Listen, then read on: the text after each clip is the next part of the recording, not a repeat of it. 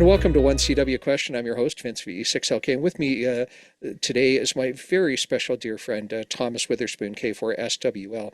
Now, you may know Thomas because of QRPR.com, the website.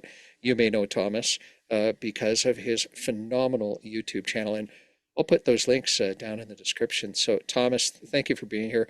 What's your one best CW tip for a newbie?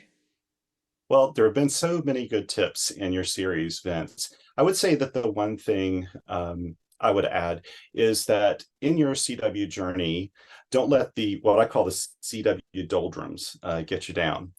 And the CW doldrums to me represent that part of your learning process, your CW journey, where you feel like you're making no progress, where things just kind of come to a halt and you feel like you're just not progressing.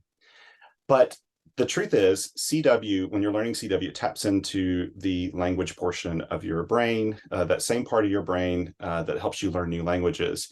And I can tell you that from my own personal experience doing immersion to learn French, where I just moved to France, lived in France, studied in France, and did all that, worked there, lived there.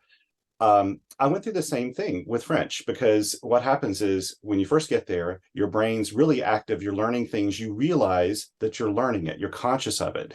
As you Sure. learn new words, you learn how to talk to people, all of that. But you reach a point where you feel like you're not making progress anymore.